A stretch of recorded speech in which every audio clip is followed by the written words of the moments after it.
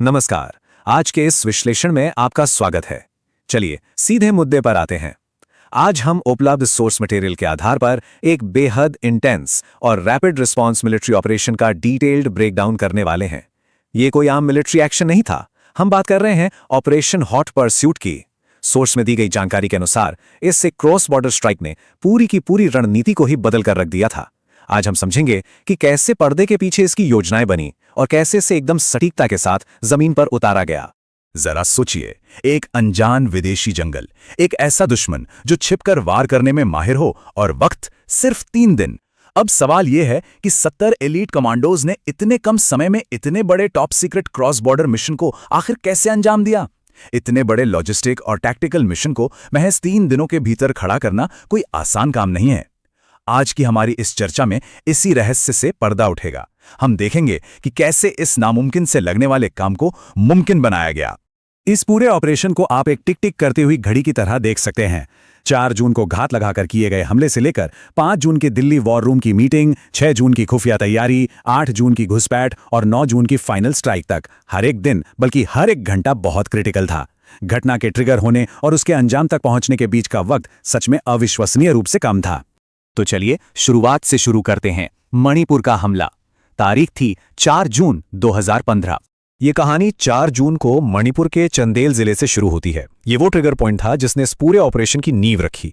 Source के अनुसार Dogra regiment का एक काफिला अपनी 2 साल की लंबी ड्यूटी पूरी करके वापस इम्फाल लौट रहा था। जवानों को इस बात का जरा भी अंदेशा नहीं था कि घने जंगल की आड़ में NSCN-K के उग्रवादी पहले से घात लगाए बैठे हैं। जैसे ही काफिले की लीड गाड़ी एक अंधे मोड़ पर पहुंची, सड़क के नीचे बिछाए गए एक IED बम ने उसे पूरी तरह तबाह कर दिया। इससे पहले कि कोई कुछ समझ पाता, ऊंचे स्थानों पर बैठे उग्रवादियों ने रॉकेट लॉन्चर और AK-47 से अंधाधुंध गोलियों की झड़ी लगा दी और जब तक जवान जवाबी फायरिंग की पोजीशन लेते, वो वापस जंगल में गायब हो चुके थे। इस खौफनाक हमले में 18 जवान शहीद हुए और 15 गंभीर रूप से घायल हो गए। इसके बाद एक्शन का केंद्र सीधा दिल्ली शिफ्ट हो गया। हाई लेवल मीटिंग 5 जून 2015। हमले के अगले ही दिन यानी 5 जून को नई दिल्ली में एक top secret high level meeting बुलाई गई। इस मीटिंग में तत्कालीन रक्षा मंत्री, गृह मंत्री, NSA अजीत डोभाल और आर्मी चीफ दलबीर सिंह सुहाग के साथ प्रधानमंत्री भी मौजूद थे। यहां स्ट्रैटेजी को लेकर हुई बहस वाकई दिलचस्प है। आर्मी चीफ ने 2 विकल्प रखे, पहला एयर स्ट्राइक और दूसरा ग्राउंड स्ट्राइक। लेकिन खुफिया रिपोर्ट के मुताबिक उग्रवादियों के कैंप के आसपास आम नागरिक भी रहते थे। सरकार किसी भी बेगुनाह की जान जोखिम में डालकर मानवाधिकार का मुद्दा नहीं बनने देना चाहती थी। इसलिए एयर स्ट्राइक के विकल्प को खारिज कर दिया गया और इसके बजाय कमांडोज द्वारा म्यांमार की सीमा में घुसकर ग्राउंड स्ट्राइक करने के फैसले को हरी झंडी दे दी गई। जब मीटिंग खत्म होने को थी, तब प्रधानमंत्री ने पूछा कि सेना को इस ऑपरेशन के लिए तैयार होने में कितना वक्त लगेगा। इसके जवाब में आर्मी चीफ दलबीर सिंह सुहाग ने पूरे आत्मविश्वास के साथ कहा, सर, मुझे सिर्फ 3 दिन चाहिए। बस इसी एक वाक्य के साथ दिल्ली के उस वॉर रूम से इस विशाल ऑपरेशन का आधिकारिक हमला किया था। दुश्मन तय हो चुका था, अब बारी थी तैयारी की। खुफिया तैयारी 6 जून 2015। युद्ध स्तर पर सीक्रेट तैयारियां शुरू हो गईं। इस मिशन की सबसे बड़ी जरूरत थी पूरी तरह से सीक्रेसी बनाए रखना। हालात को बिल्कुल सामान्य दिखाने के लिए प्रधानमंत्री अपने पहले से तय बांग्लादेश दौरे पर भी गए ताकि किसी को शक ना हो। लेकिन पर्दे के पीछे नागालैंड के दीमापुर में असली काम चल रहा था। इस मिशन के लिए वाघ नख के नाम से मशहूर 21 पैरा स्पेशल फोर्सेस को चुना गया। पर यहां एक बड़ी दिक्कत आ गई। बेस पर उस वक्त केवल 40 कमांडो ही मौजूद थे, जो कि उस मिशन के लिए काफी नहीं थे। फिर क्या था, जो बेस्ट कमांडो छुट्टी पर थे या किसी और ऑपरेशन पर थे, उन्हें रातों रात सीक्रेट तरीके से एयरलिफ्ट करके वापस बुलाया गया और इस तरह 70 एलीट कमांडोज की एक फुल प्रूफ टीम तैयार कर ली गई। और अब आता है इस पूरे ऑपरेशन का सबसे critical phase, cross border strike. 8 जून 2015। 8 जून की सुबह 8 बजे बॉर्डर पर तनाव एकदम चरम पर था। अपना असली रूप छुपाने के लिए इन कमांडोज ने बिहार रेजिमेंट की वर्दी पहनी हुई थी। हर एक की पीठ पर 15 किलो का भारी भरकम बैकपैक था।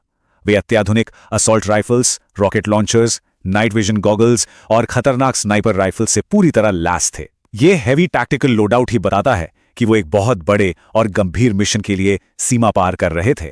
घुसपैठ करना कोई आसान काम नहीं था। म्यांमार की सरहद में दाखिल होते ही हर कदम पर लैंडमाइंस और दुश्मन के स्नाइपर्स का खतरा मंडरा रहा था। उन्हें चुपचाप इस घने जंगल को पार करना था। लेकिन शाम करीब 4 बजे एक बहुत ही क्रिटिकल मोड़ आया। उनका सामना 2 अजनबी हथियारबंद लोगों से हुआ। पूछताछ में पता चला कि वो उग्रवादी नहीं बल्कि लोकल शिकारी थे। अब यहां सेना की नीतिकता देखिए। रिस्क ना लेते हुए उन्हें खत्म करना आसान था, लेकिन बेगुनाहों को मारना एथिक्स के खिलाफ था।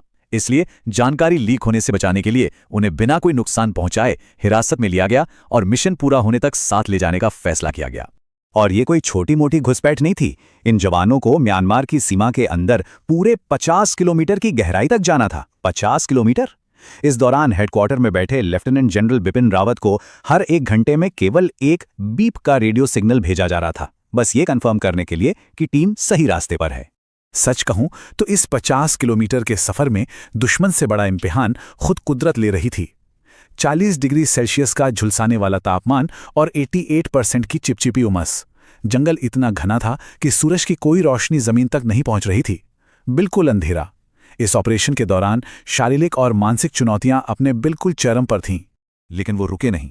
रात 8 बजे कमांडोज आखिरकार अपनी मंजिल तक पहुंच ही गए। सामने 500 एकड़ में फैला हुआ उग्रवादियों का एक विशाल अड्डा था। ये कैंप एक पहाड़ी पर बना था जिसे 10 ऊंचे वॉच टावर्स ने घेर रखा था और अंदर लकड़ी के दर्जनों घर थे जो विस्फोटकों से भरे हुए थे। कमांडोज ने फुर्ती से काम लिया। टीम को तुरंत 2 हिस्सों में बांट दिया गया। एक टीम अंदर घुसकर हमला करने के लिए और दूसरी टीम बाहर से घेरा बनाने के लिए, ताकि कोई भी बचकर भाग ना पाए। रात का 1 बज चुका था। कमांडोज उनके सोने का इंतजार कर रहे थे। एक टुकड़ी खामोशी से कैंप की तरफ रेंग रही थी कि तभी अचानक गोलियों की आवाज ने सन्नाटा चीर दिया। उग्रवादियों की एक टुकड़ी टॉर्च मारते और अंधाधुंध फायरिंग करते हुए ठीक कमांडोज की तरफ आ रही थी। सस्पेंस बहुत बढ़ चुका था। क्या वे पकड़े गए थे? क्या उनका सीक्रेट मिशन लीक हो गया था? लेकिन सच्चाई कुछ और ही थी। सोर्स के मुताबिक असल में उग्रवादी भारतीय सेना के खौफ में जी रहे थे। वो बस डर के मारे एक सिक्योरिटी ड्रिल कर रहे थे, अंधेरे में अंधाधुंध फायरिंग करके खुद को तसल्ली दे रहे थे। और यहाँ आप 21 पैरा के कमांडोज का अनुशासन देखिए। जब टॉर्च की तेज रोशनी उनके चेहरों के पास से गुजरी और गोलियां उनके इर्द गिर्द पेड़ों को चीर रही थी, तब भी वो बिना पलक झपकाए बिल्कुल पत्थर की तरह शांत रहे। रात भर में ऐसा 4-5 बार हुआ, लेकिन मजाल है कि एक भी जवान अपनी जगह से हिला हो। सुबह के 5 बज चुके थे। उग्रवादियों की ड्रिल खत्म हो चुकी थी और वे गहरी नींद में थे। कमांडोज ने कैंप से महज 50 मीटर की दूरी पर अपनी पोजीशन ली और सीधा हमला बोल दिया। और आपको पता है पूरी स्ट्राइक कितनी देर चली? महज 40 मिनट। जी हां, सिर्फ और सिर्फ 40 मिनट। सोर्स के अनुसार इन 40 मिनटों में तबाही का मंजर कुछ ऐसा था। एक साथ 10 रॉकेट लॉन्चर्स में आग की बारिश कर दी। वॉच टावर पर बैठे स्नाइपर्स को सेकंड्स में न्यूट्रलाइज कर दिया गया। 100 से अधिक उग्रवादी मारे गए। और ये सुनिश्चित करने के लिए कि भविष्य में इस जगह का दोबारा इस्तेमाल न हो सके, पूरे के पूरे कैंप को जलाकर खाक कर दिया गया। अब आते हैं इस मिशन के आखिरी चरण पर, परिणाम। स्ट्राइक खत्म हो चुकी थी। कैंप को राख में मिलाने के तुरंत बाद कमांडोज बहुत तेजी से भारतीय सीमा की तरफ निकल पड़े। रास्ते से ही एक एन्क्रिप्टेड मैसेज भेजा गया, ऑपरेशन सक्सेसफुल। ये मैसेज जनरल बिपिन रावत से होता हुआ सीधा प्रधानमंत्री तक पहुंचा। इस पूरी चेन ऑफ कम्युनिकेशन की रफ्तार हैरान करने वाली थी। और फिर भारत सरकार ने बिना किसी अंतर्राष्ट्रीय दबाव की परवाह किए मेजर जनरल रणबीर सिंह की प्रेस कॉन्फ्रेंस के जरिए पूरी दुनिया के सामने इस ऑपरेशन की सार्वजनिक घोषणा कर दी।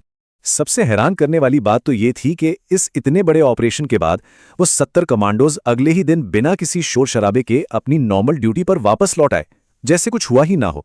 इस पूरे विश्लेषण के अंत में एक बहुत ही गहरा सवाल उठता है।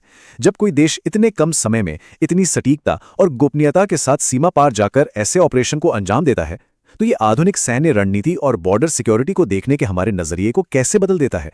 ये वाकई एक ऐसा प्रश्न है जो सोचने पर मजबूर करता है। आज के इस विश्लेषण